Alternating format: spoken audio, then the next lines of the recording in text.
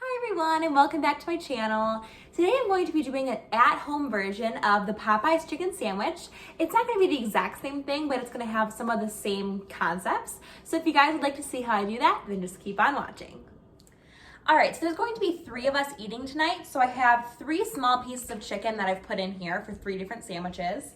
And so the recipe calls for buttermilk, but I don't have that. And I'm just gonna compromise with whole milk. I'm sure it'll basically do the same thing. So I'm gonna add about a cup of this so the chicken has something to marinate in. And then also I'm going to put a generous amount of salt, pepper, and the recipe also calls for cayenne, but we only have paprika, and I'm sure it's gonna basically do the same thing. So I'm just gonna put a generous amount of paprika in there. And then stir this all up just to get the chicken coated. All right, and now I'm going to cover this with plastic wrap and then put it in the fridge for an hour to marinate, and then I'll be back. All right, so while my chicken is marinating, I'm going to be making the sauce that's gonna go on the sandwich. So I'm going to start off with a little bit of minced garlic. So I'm just gonna put the garlic right into this bowl through a garlic press. And then I'm gonna be adding some mayonnaise, and I'm not really gonna be measuring this. I'm just gonna see the amount that I think will be good for 3 sandwiches.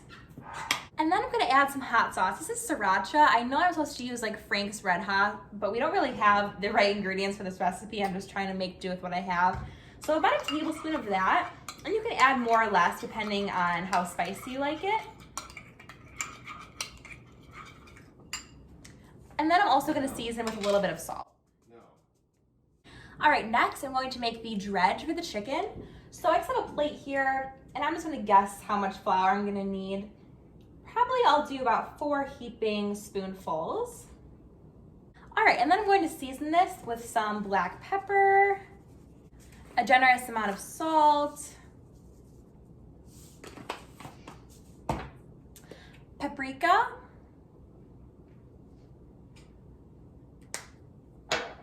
and garlic powder.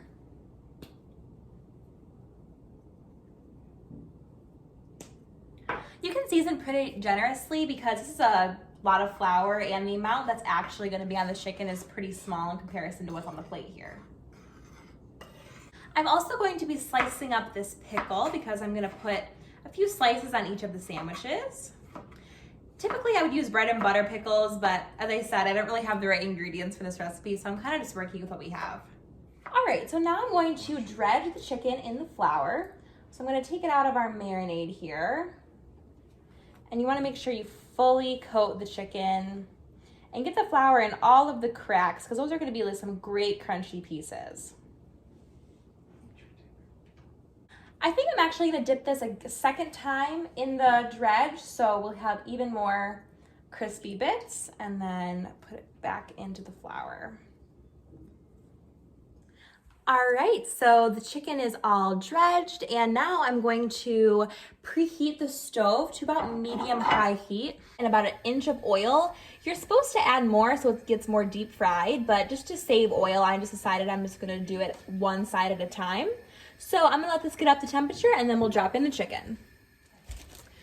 Also, I have some hamburger buns here, and I'm gonna butter both sides and toast them on my little griddle here. So I'm just gonna get all the components ready, so by the time the chicken's done, we'll be ready to go.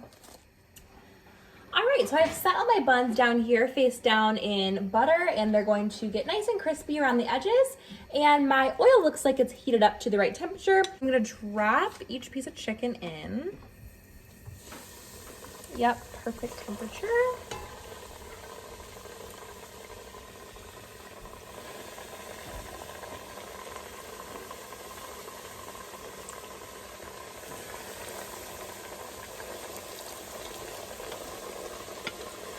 And I'm going to cook this until the internal temperature reaches 165.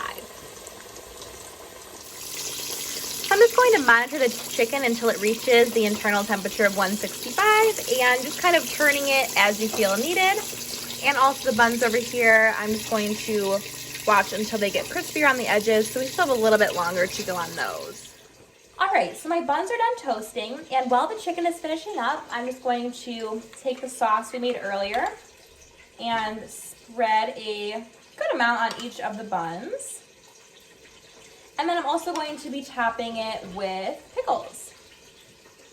So my dad doesn't like pickles, so I'm only going to be putting them on 2 of the sandwiches.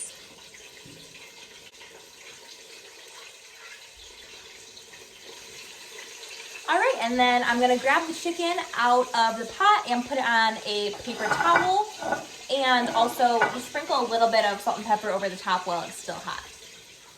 All right, so I just pulled the chicken out of the oil and just patted it dry with some paper towel, and now I'm going to assemble the sandwiches, and I'll show you what the final result looks like. All right, there we have it. It looks so good. I can't wait to try it.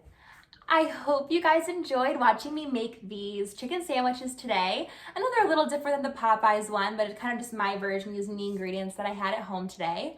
So thank you guys so much for watching. I would love to hear if you guys tried out this recipe and let me know if you liked it. Thank you guys so much for watching. Have a great rest of your day. So I was a little leery about using those substitutions, like not having buttermilk and not having cayenne and also not having Frank's Red Hot to put in the sauce, but actually it all worked out so well and all the flavors worked really well together. So even though I didn't have the exact right ingredients, you might want to just try the way I did it and use those substitutes because my whole family loved it and it turned out really great.